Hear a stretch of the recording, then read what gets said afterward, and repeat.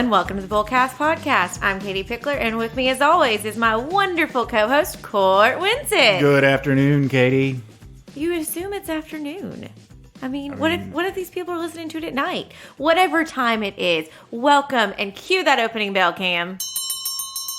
Time does not exist in Bullcastlandia. Apparently. Okie dokie. So, there is a holiday coming up. Tell me. I can't wait. Yeah, it's you better get your decorations ready. You better get ready for it because August 14th is Social Security Day. That is such a lame holiday. What decorations would you use for this holiday? Well, of Social course, Security cards dangling. You'd make copies of your Social Security card and put out for the public to see, Oh, that's right? totally safe. All over the We place. do not recommend this. Do not do that. I would litter my yard with Social Security cards. I don't know. Maybe you could use it as an opportunity to get your friends together, introduce them to Bullcast, and listen to this episode. Now we're Buy talking. a pizza, maybe. Maybe there's some 6-packs in there. I don't know. Whatever you want to do. Go crazy. But so... On Social Security Day. Yeah. Just so we're clear. We're celebrating Social Security So Day. I didn't actually realize this was a day. I mean, there is a day for everything now. But articles suggest that on this day, you should be baking or cooking and taking it to a soup kitchen. You should volunteer to work a shift maybe at that soup kitchen. Send the kids out to mow the lawn for an elderly neighbor or have a yard sale and donate proceeds to a homeless charity. Have fun, but be generous on this day. Okay, I know I must be kind. I know I must project a kind and considerate and sensitive image, but oh my word, I'm getting sick just hearing all of this. This is just some... Well, so hang on, Cort. We have mentioned Social Security before, especially in the retirement episode. We talked about how a lot of people just use Social Security as their retirement, and that's not your option. That's not something you need to be working on because you need to make sure you build up your retirement assets as well. But what we want to do with this episode is dive a little deeper of just kind of what is Social Security? Why should you care about it? And especially, I'm talking to you young folks that may be listening to this. Yes, I'm in this group too. It's why it should be important and why you should care about this system that's been around for a long time. Because, you know, your Social Security number, you need this to get a job, to collect benefits, taxes, bank accounts. I mean, Everything's done with your Social Security number. Everything. yeah, it's originally this lovely 9-digit number was to track individuals, but now it's kind of become your ID, your tax identification number. I remember back in, college days for a little bit, it was your college, It was my student ID. your number. student ID, but then they use Social Security a lot more, and now we're realizing with fraud and stuff, Yeah. you've got to protect Can't yourself. put that stuff out there like that. Come on. Yes, because there's a lot of fraud that happens with Social Security. So what are we thinking we're going to do today as far as our list is concerned? Because we gotta do the list before we actually get into the other stuff. Well, I tried to get on pop culture, and I couldn't really find a lot of movies where they use Social Security. So we actually found there's a lot of crimes associated with Social Security, and this isn't just the scammers calling you, but there's some dark crimes that happen just for Social Security benefits. So kind of put a list together. You want to go round robin on it, Cort? Yeah, sure. Let's do round robin. Okay, number 1, St. Clair man who pretended to be his dead mother in a phone conversation with investigators, even raising his pitch to sound more convincing. Frank Johnston stole over $174,609 from the Social Security system. That's ridiculous. How about this? A man who owns a mailbox business for decades admitted in May of 2021 that he has committed fraud for nearly 43 years. Ooh. George, 76, stole over $458,000 in the name of an aunt who died in 1971. He also got a stimulus check for her. So his aunt from Brooklyn's death was never reported. He changed her address. When the Social Security Office anti-fraud did an investigation on the second oldest living person, 114, they discovered the truth. So he's going to go to jail for 10 years, but he'll spend about 10 to 16 months and pay back the money. Wow. Okay, a Virginia man's live-in girlfriend was investigated because she was receiving monthly checks, but the boyfriend was never available. Turns out she murdered him, and he was at the bottom of the well. Damn. Furthermore, they found out she was also receiving checks from her first husband 2 decades before and uncovered that she had murdered him as well. Awesome. That was a roller coaster. Whoa. That's amazing. So not only are we talking some Social Security fraud, but we're talking murder. Murder. Okay, so she's a psychopath. Yep. In Louisiana, a woman who allegedly helped stuff the body of her roommate's dead father into an ice chest and stole almost $34,000 of his checks. Is this about Social Security? It is. This gets serious. Okay, what about a gentleman not only stole his deceased mother's Social Security benefits, but he also posed as his mother, complete with a flowered dress and hat to keep his fraud scheme going for years. He also had mortgage fraud and grand larceny. Lord. Just Lord. Then, okay, so there's the case of the man. He used a cane for his medical examination to get disability, but then it was discovered he bought the cane at the pharmacy on his way to the appointment and then returned it for a cash refund on his way home. Wow. Nice. I don't know if crazy or smart. Okay, a former Social Security worker has spent 4 years in prison for collecting hundreds of thousands of dollars in fraudulent benefits. She used her credentials to reroute $732,000 to her own bank account. Yes. Used that money to pay mortgage, credit cards, Hell yeah. and also bought herself a 2015 Mercedes-Benz. Nice. Yeah. Fraud is good. No, I'm sorry. Fraud is bad. Wow. No, Fraud no, is bad, no, people. don't To say get that. Byron back. Yeah. Yeah. Okay, so what about the Atlanta couple who was arrested on charges of laundering $400,000 in a Social Security phone scam? They took advantage of over 24 victims. Oh, so y'all, people do fall for those calls that ask for your Social Security I just number. don't know how. You think about the elderly and the vulnerable. It know. happens. Okay, a Redford man allegedly paid a homeless woman to pose as his dead mother when investigators came to his house to verify she was still alive. He stole over $97,000. Okay, so there was a Detroit man who took on his dead mom's identity for, wait for it, 25 years. Woo. His name was Otis and hers was Lotus. He collected like $260,000 in total. I just have to point, Cam's face, he has not heard any of these stories, and he's just jaw about to hit the table. The most shocking part of this list so far is that none of them has started with a Florida man. All the news stories are a Florida man. Yeah. Yep. The last one, our Ferndale mother who allegedly hid her son's death from the government for 24 years, pretending at one point her child was in Ecuador having surgery, and then claimed that he had died there. Asked the Social Security Administration to send money to bring his body back to the U.S. when he had been dead for decades. She stole over $292,000 in benefits meant for her late son. Wow. That is a great mom. That is a wonderful mother. Loving, caring, wanting to carry on her son's legacy really is what she was doing. My thing is these people have all these dead bodies they're keeping around just to get these checks. Yeah. Oof.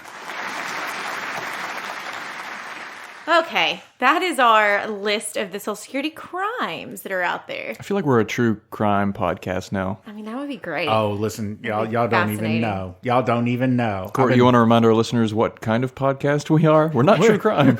We're a financial podcast, ladies and gentlemen. We're finance made easy. So, Katie, why don't we get to the actual main part of our podcast? Let's get to our meat and potatoes. So what is Social Security? It was created to promote the economic security of the nation's people. It goes back to 1930s, Great Depression, America facing the worst economic crisis of modern times. Here we go, August 14th. That's why that's the date, August 14th, 1934. Good old President Roosevelt signed Social Security Act as part of the New Deal. Franklin Delano Roosevelt. Mm-hmm. Yes. And what was this deal supposed to do, Court? Help people. Yeah, so it's designed to pay retired workers age 65 or older and a continued income after retirement. And then a couple of dates, put in the back pocket for you. 1939, survivors insurance was introduced. 1956, disabilities insurance. 1965, good old Medicare. In 1972, the Supplemental Security Income. It's a needs-based program funded by the U.S. Treasury General Fund to provide payments to people with limited income and resources who are age 65 or older, blind, or disabled. And children with disabilities also can get Social Security income too. SSI, yeah, let me tell you, supplemental security income is not a lot of money. You get, back when I was in court a lot, the people that were receiving it were always, they were receiving like $770 per month. Yeah. It's probably higher than that now, but I mean, it is not a lot of money. It's certainly not enough to live off of. Well, it's supplemental income. It doesn't mean it's your full income, just as Social Security income for retirement is not your full retirement income. The thing is, you would see a lot of these people coming in, and this is the only money they get because they're disabled. They've proven to the Social Security Administration's satisfaction that they're disabled, so they're receiving SSI, and it's the only income they've got. They don't work. They can't, they don't have another job. They don't have any other source of income, and they're living off of this. They're living off of SSI, and that's it. It's crazy. That is crazy. So something that I thought was interesting, I just assumed that, everybody at birth got your Social Security number. And because that's kind of how it is now, you actually apply for it with the birth certificate. But it was before 1986, people often didn't get their Social Security numbers until the age of 14. And it was the tax reform of 1986 that required parents to list the Social Security number for each dependent over the age of 5 who the parent wanted to claim a tax deduction. It's interesting. I was certainly, around before 1986, and I know I had my Social Security number long before I was 14 years old. Yeah, I think it must have been one of those that's when it really got into where you have to get this, but I assume that a lot of people, it's just at birth. And you may be questioning one of those if you've ever, just had a conversation and shared your Social Security number with each other. Hopefully you're not doing that, but you may have come across it if you're sharing with a spouse or something like that, that those first 3 numbers, so up until 2011, the first 3 numbers would actually signify what state you were from. So, okay. They had a bracket of like this range to this range meant you were from Tennessee. This range to this range you were from Alabama.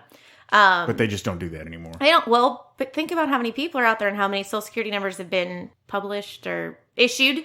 Issued. There you go. So well, yeah. I mean, it's there's only 9 digits. They're 9 spaces, 9 digits, 0 through 9 that they could possibly come up with all these different combinations. Combinations. Yes. So Social Security is more than retirement. It can help support your family when you die and provide monthly benefits when you retire or if you become severely disabled. Your work in Social Security covers employment, helps you and your family. So it's a good thing. You're actually paying into the system. You are. I mean, everybody that has a job with an employer that withholds from their paycheck, part of that money is going to Social Security. Yeah, and we're going to talk about the credits here in a second. So, who do they serve? What do you mean? Like Chick-fil-A? My pleasure.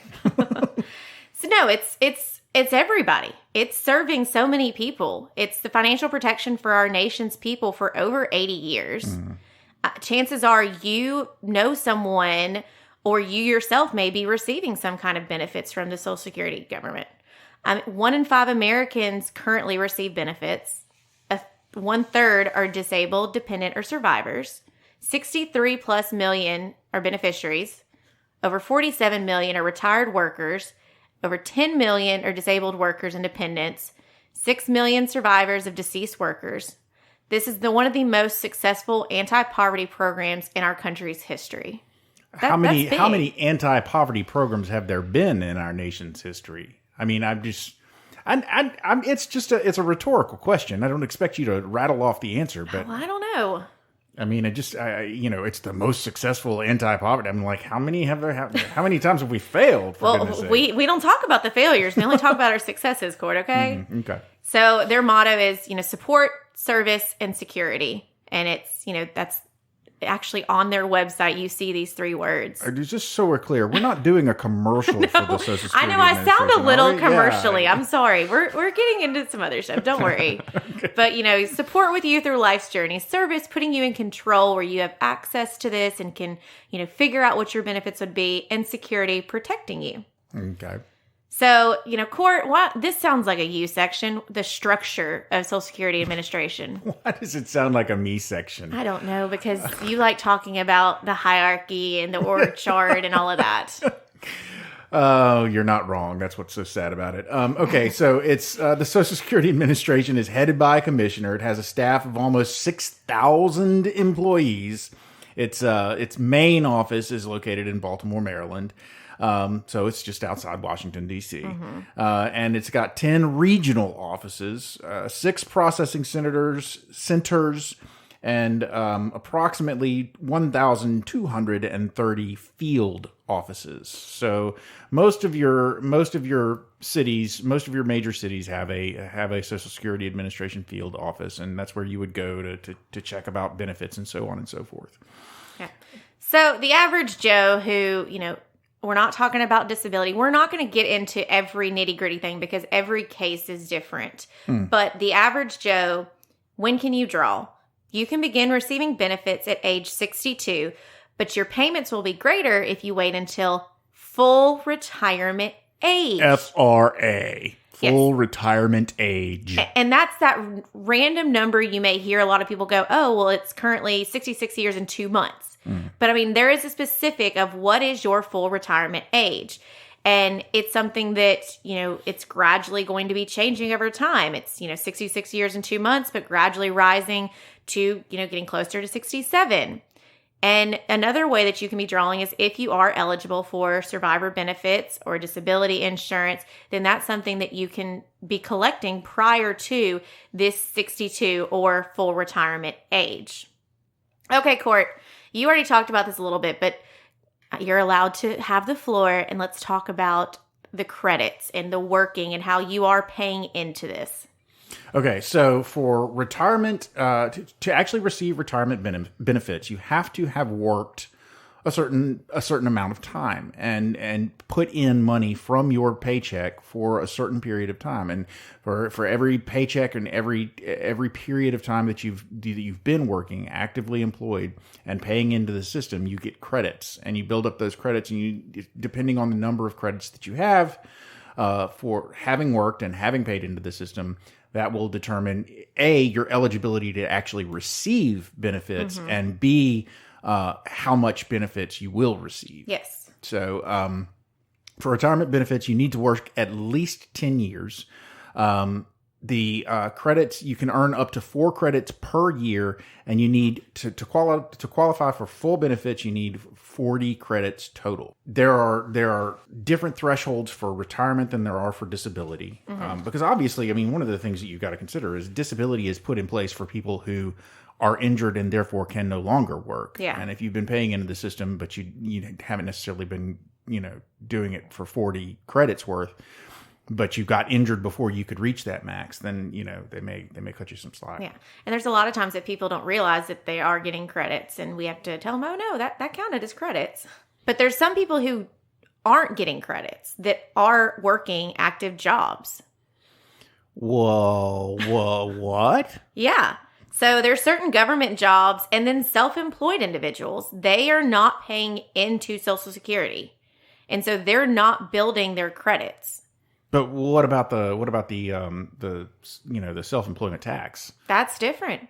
Okay. Self-employment tax is not Social Security tax that you're paying. So if you see on your paycheck, your pay stub, that it's not going to Social Security, then you're not paying into credits. You are not getting those, required hours to work this out. And so that seems like a bull. Well, and there's actually an income related to it as well. In 2021, an individual receives 1 credit for each $1,470 in income. And it still maxes it. You can't be an overachiever. You can only get 4 credits per year. So a lot of people think, oh, that little job I worked in high school or whatever. If you have a minimum wage job, $7.25 an hour, you'll need 202.75 hours of work to receive 1 credit. So by working just 15 hours a week at this wage, you'll earn the max credits per year. So part-time work can still turn into Social Security credits. So don't discredit those jobs.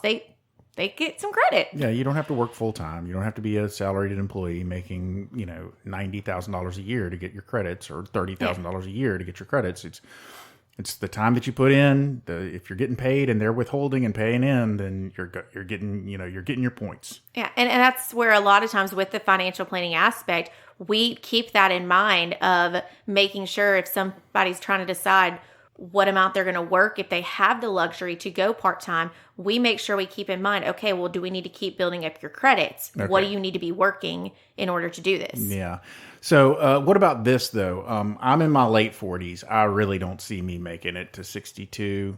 Certainly not 67. Probably not 62. I'm figuring I'm maybe going to cut and run. I'll be kicking off the face of this earth in around age 55. So I didn't even make it to 62 before I died. What happens to all those credits I built up? Because I've been working since I was in my 20s, and I'm pretty sure I probably already have the full 40 credits. Yeah, I would think you would. So again, everything is case by case, and it's Cort, your favorite phrase, it depends. But the minimum to draw is 62. So if someone dies young, dependent children and spouses may be entitled to their benefits. So my wife can get my stuff. Yeah, but so at age 60, the widow or widower can receive Social Security benefits based on their deceased spouse's earning record. Mm-hmm. So that's where you can then pull those numbers. But it's not going to be if you pass away at 45. Right. It would have to wait. She'd have to wait. Yeah, she'd have to wait till 60, 62. Well, I said 55, so... Okay, sorry. Yeah. I made you younger. It's fine. But terminally ill patients also can apply for different disabilities, which means they will receive some benefits prior to them passing away. So if you knew you were terminal, then there are things that are available to help you, but kind of when you talked about with the supplemental security income, this isn't necessarily going to be a cash cow. This isn't going to be a lot of money, but it is just what it is, a supplemental income coming in that you have these benefits available for the work and the money you've put in. Yeah, I want my money back. Yeah, if I know I'm going to die, and especially if there's nobody else that's going to be able to benefit from my earnings and deposits, for want of a better way to put it, my credits. If I didn't have any family and I knew I was terminally ill, then I want that money back before I die. Okay, well, here's another thing that unfortunately is extremely common nowadays, and that's divorce. So when you get married, and I'm going to touch on this in a minute, about when you get married, you actually have an ownership, and there is something that you will run an analysis about your spouse's Social Security and your Social Security benefits. But I kind of jumped ahead with this divorce comment, but I will tell you that even if you are divorced, there's a possibility that you still could be entitled to your ex's benefits. Yeah, if you don't remarry. If you don't remarry, and if you were married, was it 10 years? Yeah, it's at least 10 years, and you haven't remarried, then even though you got divorced, you can still get spouse's benefits when you reach the proper age. Okay. Well, so Cort, say we're ready to draw. We are ready to pull the trigger. We have determined that we are ready to do this. So first off, pull. First off, we got to make sure this is the right decision. Something we do on an ongoing basis, I feel like almost every day, we are running the numbers to try and decide when is the best time for someone to turn on the spigot, as David Pickler likes to say, and start that faucet of this Social Security money coming in. Yeah, late as possible for me, but that's just me. Yeah, because it's one of those, are you considering working? Because that plays into it. Mm-hmm. You can still work if you are below the full retirement age and earn more than a certain amount, your monthly benefits will be temporarily reduced. Once you reach full retirement age, reduction is eliminated and benefits will increase to make up what you had lost over time. But so here it is. Think about this. You will forfeit $1 in benefits for every $2 you make over the earning limit, which is $18,960 in 2021. Once past full retirement age, the earnings test does disappear. But so basically, if you start drawing before full retirement age and you continue to work, then you're going to get gigged for anything you make over almost $19,000. Yeah. So if you want to have your little part-time gig, but you also want to get your Social Security, you got to make sure it's under that 18,900 and just so that's where it's trying to figure out when's the right time to pull the trigger. And it's how much do you get? Well, there's a lot of factors with that. It takes into the credits. It takes into your earnings. They take your 35 highest earning years, calculate it on an inflated adjusted average, plug in this lovely little formula to determine your benefits. And you're going, oh, I don't want to do this formulas. Well, the Social Security website, like they said before, it's available, it's secure, they're there to support you. You can go in there and, as you know, whatever age you are right now, you can figure this out. It'll show you the benefits you have. It's an estimate, as with everything, until you actually sign the dotted line. It is not, guaranteed of that amount. Nothing's guaranteed, right? Right. But it is an estimate. But how do you maximize this? As you said before, Cort, you hold off. Delay past full retirement age. The Social Security increases your benefits 8% a year until age 70. Mm-hmm. After age 70, you don't get anything extra. There's So not a gold star, but it's if you financially can hold off until age 70 to draw, it will make a huge impact. It's not so much that I can necessarily. I don't feel like I'm going to be able to quit working until probably at least age 70. So if I'm going to be working anyway, I might as well just go ahead and hold off on receiving the Social Security until I hit 70. And then if I'm not going to get any benefit from going past 70, then at 70, I'll start taking the money. Yeah, you might as well. Yeah. And that's where the closer you get to retirement, that's where you do these financial plannings and you do this analysis and figure out what is the best option, what are the different scenarios, and how does it impact you.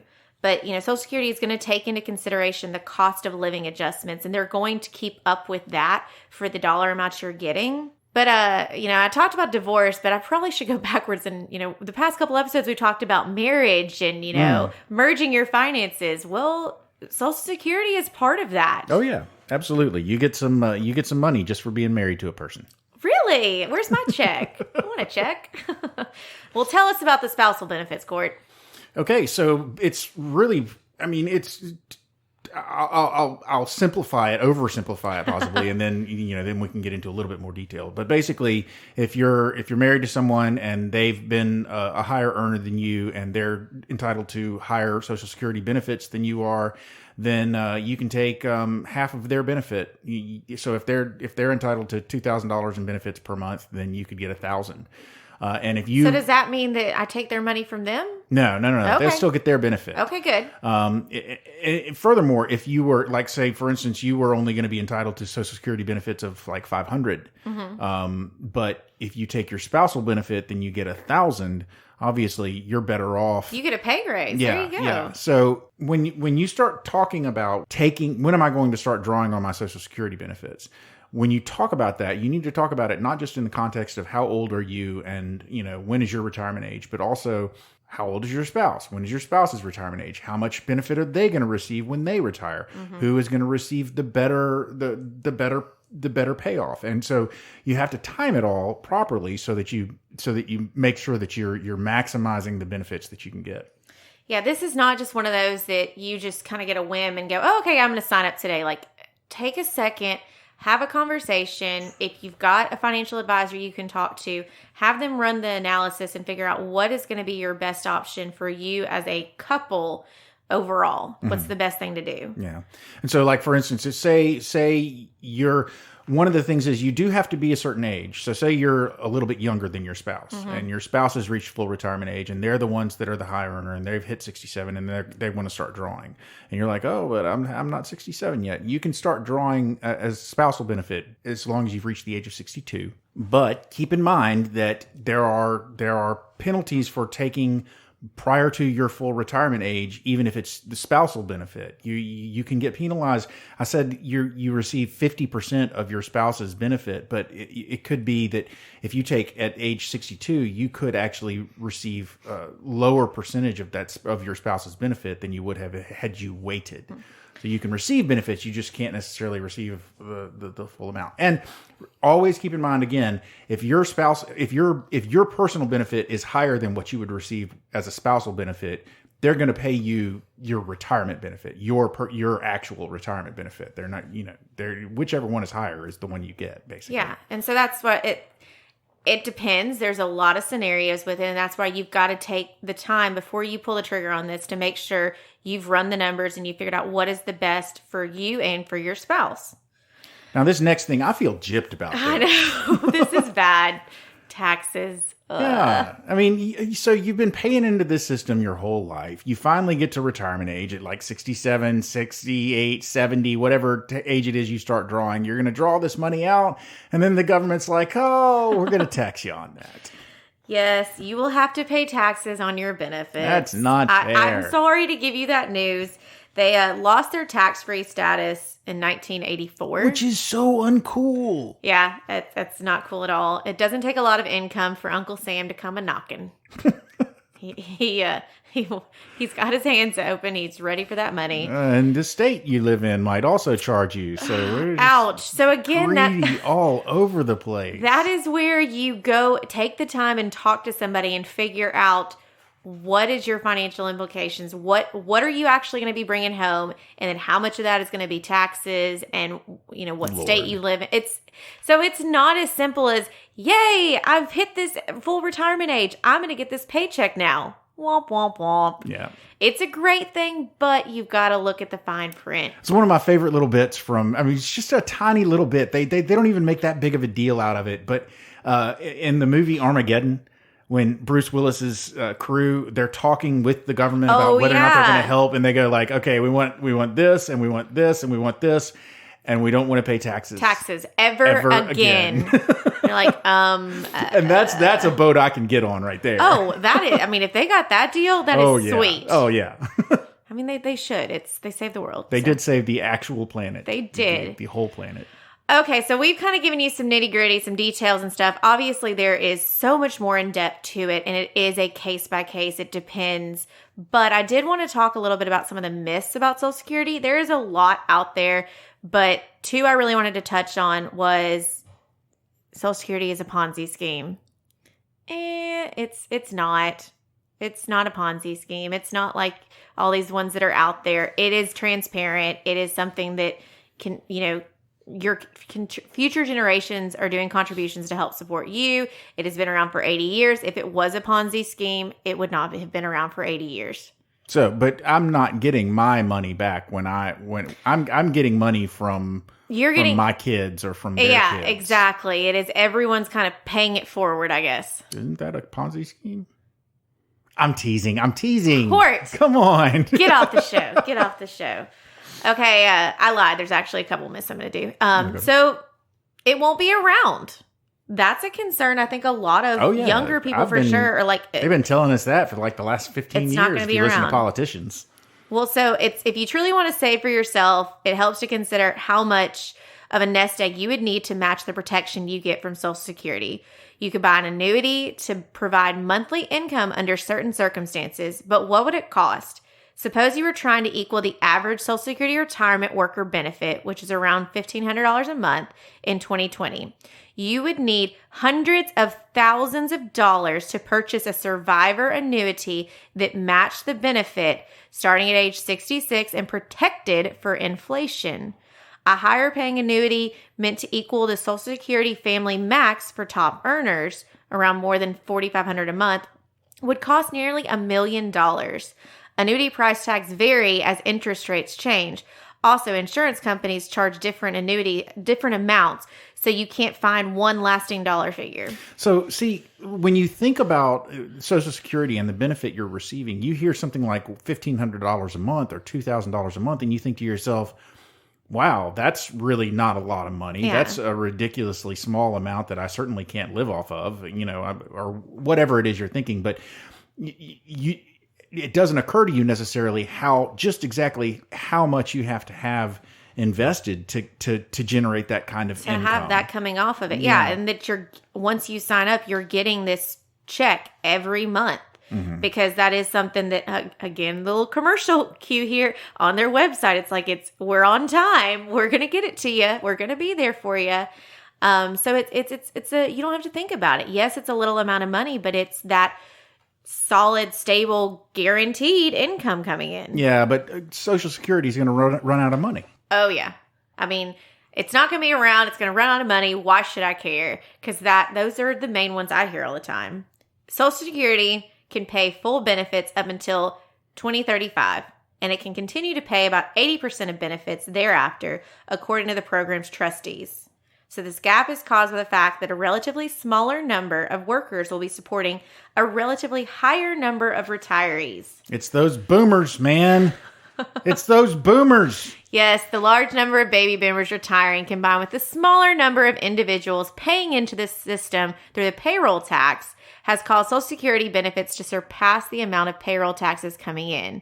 To make up for this shortfall, Social Security will increasingly draw down its trust fund of $2.9 trillion to supplement the revenues that will continue to pour in. This funding gap can be closed through a combination of modest tax increases and or phased-in benefit cuts for future retirees. Although it has been difficult for lawmakers to make a deal, various policy options show that it is possible. I mean, it's Social Security running out of money, or I don't know. There's something going on, but that's a bigger problem of the workers right now. Well, I mean, one of the things that, people certainly of my age and older remember when full retirement age was 65. Mm-hmm. Full retirement age was 65, and that was it. It was that was 65. This whole phasing older of the retirement age is something that has come about, but as part of the way they're shoring up the system. It's like they didn't want to tell people that were almost at the goal line, oh, you're 64 and a half, we're going to change the retirement age to 70. So instead, what they did is they started gradually increasing it for later on down the road. It doesn't really, it hasn't had the negative psychological impact on me. And thus, I haven't hated all of the politicians that decided to do it, because I'm like, okay, well, instead of 65, it's 67, and it's still 20 years down the road for me, regardless of when it is. So, I mean, it's for them as a planner, I'm like, oh, now you have this big old window. You don't know when everybody's going to try and take it. You assume everyone's going to be taking it by 70, but it's okay. Well, now you've stretched it out every year, which is good. And that I think back to some of the episodes we talked about, who is it? Oh, the baseball player, how he stretched out his payments over all these years. So then the club didn't have to put all this money up front. That was our Father's Day episode. Yeah, our Father's Day episode. But so with this, go back and listen to our Father's Day episode if you haven't before. But yeah, there's a longer period of time that people can pull the trigger and start getting this money. But yeah, it's hard for them to plan. And we do have a problem on our hands. People are living longer. People are living older. I think the first time we ever touched on Social Security, I was very quick to bring up the point that, when Social Security originally was set and that retirement age of 65 was set, most people didn't live to 65. Yeah. So, the life expectancy was considerably lower back when Social Security first was started. And so they were like, yeah, sure, we'll give you a prize if you make it this long. Yeah. So, okay, you get the notification that you're going to be getting $1,000 a month, and you're like, oh, well, I mean, that doesn't cover a lot. But they don't know, Cam could live to 115. Who knows? Yeah, that'd be awesome. I did find this list of 10 reasons young people should care about Social Security, not in general of caring. We'll do a whole other episode of why I need to convince Cort to care. I just give it your best shot. It'll never happen. Okay, number one is what we were just talking about. If you're lucky, you'll be old someday. The odds of reaching 100 are better than ever. If you're lucky, you'll be old someday. That is not a sentence I ever thought I would hear. But you think about it, it's some people, the number of years they're working, their retirement is longer than the number of years they actually worked. It's crazy when you start looking at that, and that you've got to be having that money coming in to fund your entire retirement time. Mm-hmm. Okay, number two, your parents will be old even sooner. I mean, speak for yourself, Katie. My parents are never going to be old. Yeah, I mean, I hope not. Like, we're working on, what was it, in Austin Powers? Like, you just go in the frozen things and freeze. Cryo. Did he age in that? I don't remember. No, he didn't age. Okay. He came out with a full bladder. Yeah. Full bladder. Okay, so your parents will be old soon, so you need to worry about them and them having Social Security. Number three, you're already paying into the system. Yeah, that's the big thing. It's like you're paying them. You're paying into it. You might as well. You can't get a job and say, "Oh, I don't want to pay for that." No. Sorry, it's no, you've I got to don't wanna pay. pay for that. I just picture a Valley girl like, no, I don't want to pay that. Number 4, you benefit when Social Security keeps people out of poverty. I mean, yeah, it's Sure. don't we all benefit? I mean, yeah, you don't want Really, it's- poverty's bad, okay? Poverty is bad. We want to keep people out of poverty. Number 5, you may need benefits sooner than you think. Yeah, yes. Well, okay, so disability is a big deal. It can be a devastating life occurrence, and Social Security is there to help those people that have become disabled and cannot work anymore. Disabled, if your spouse passes away, like there's different things that come about that can be there for you. Yeah. Okay, number 6, Social Security ensures that time doesn't eat away at your benefits. So Sure. some of those myths you had about, oh, it's really far off. They're trying to make sure that time doesn't eat it away at it. Basically, it's adjusted for inflation. Exactly. Okay. All right. 7, Social Security benefits are one thing you can hang your hat on. Guaranteed income. Did you pull this from the Social Security website? Because, my Lord, this sounds like another commercial. I just like that we get to say something's Golly gee, kid. You can hang your hat on Social that. Security. You can hang your hat on it. We get to actually say something's guaranteed. We're in the financial industry. We never get to guarantee anything. But this is the Social Security. And you can't come back on us if the Social Security system collapses. Because we're just saying, as of right now. I don't know if I would say that, Katie. Compliance might be like, want to bet? Oh, yeah. Okay. Sorry. Okay, number 8. The system works. It's not perfect. It's, obviously, when Cort, you were talking about some of those cases that you would work and how they're getting such small benefits.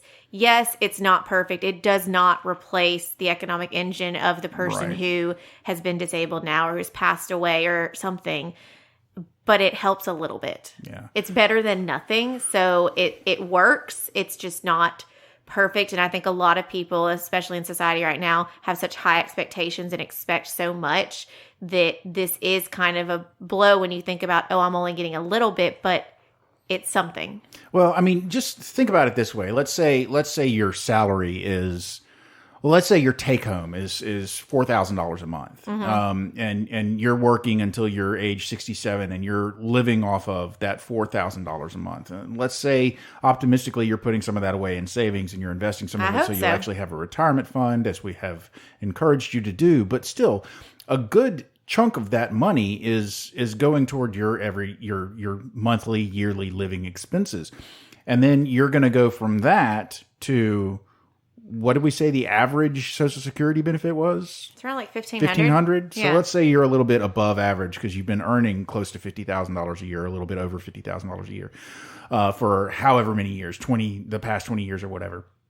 Let's say your benefit is going to be $2,000 per month. You've just seen your take-home pay cut in half. Yeah. So yeah, it's not, and that I know I've said this already in this episode, but I think that does go through people's heads. They're like, why do I care about Social Security? It's not going to be any help to me. Well, it is a help to you. It's just not the be all end all. Yeah. You're going to need If you didn't more. have it, you remember the numbers we were just talking about of how you'd have to have hundreds of thousands of dollars saved up that's growing for you to get this kind of money that you're getting. And it's, it's a great thing. It's the last two on here is the alternatives are worse. So if you didn't have it at all. Well, sure, that would be bad. And, life's risky. So having this that you're paying into, it's almost kind of, you're paying your future self, and you're paying it for if life happens. If you, have to, heaven forbid, apply for disability, or if a spouse passes away, or when you hit retirement age.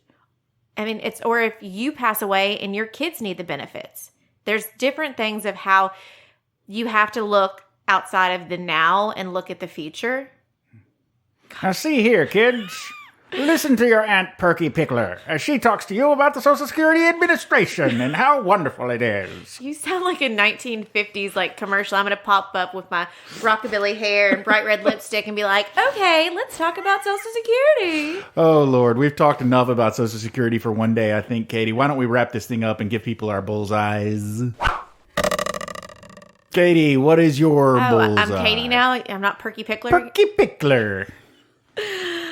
I'm sorry for being a Social Security ad, but I'm trying to be an advocate for it because personally, I wanted to do this episode because I have heard a lot about it, and obviously I've learned a lot being in the business. But prior to that, I didn't really know what it was, what it can do for us, what all was involved with figuring out how much you get and how it works. And yes, I got to throw it in there. The website, there's information out there. Their website is good. It's available.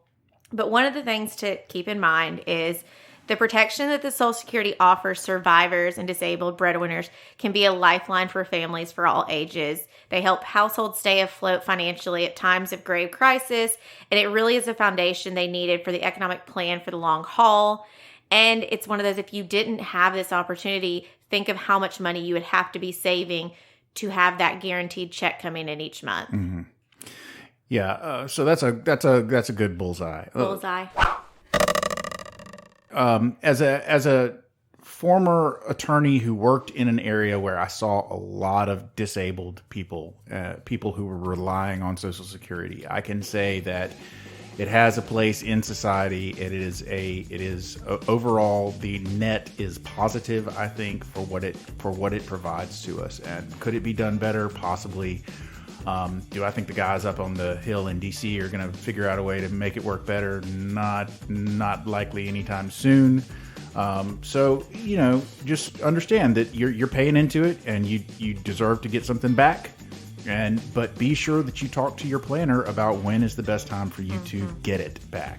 Well, and not to be a little bummer, but I want to stress this. When we talk about disability, it doesn't mean that, necessarily that you're wheelchair bound or anything like that. You could be a doctor that's trained your whole life, and if you can't simply put your thumb and finger together in like a pinching movement, you could be considered disabled because you no longer can do your field. And you can't hold that scalpel anymore. Yeah, so it's just crazy to think about that if you are in a field specifically that something like a hand injury or a small car crash that could affect you, then Social Security is something that can be there as supplemental. Bullseye. Well, ladies and gentlemen, there's the closing bell. You've made it to the end of yet another episode of the Bullcast Podcast. If you liked what you heard, and this is the first time you heard it, go back and listen to the rest of our catalog. We've got over 60 episodes that you can just crank through. It'll be a blast. If you'd like to find out more about me and Katie, you can go to our website. That's bullcastpodcast.com. Feel free to leave us a comment or suggest an episode topic if you'd like to. You can also read about me and Katie there. Make sure you do go to your favorite subscription service and sign up to get this podcast beamed directly into your ears once a week, every Thursday. You like pictures? We got pictures. You want to go to Instagram and check us out? That's Bullcast Podcast. At Bullcast Podcast is our Instagram handle. We also have a Twitter handle that's at Bullcast Podcast as well. And finally, Katie and I work for a place called Pickler Wealth Advisors. We're an independent advisory firm. We are our broker-dealer is Commonwealth.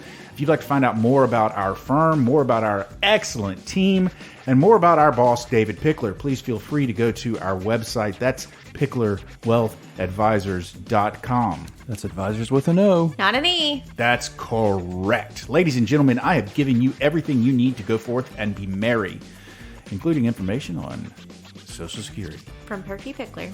So, for now, I'm Cort. I'm Katie.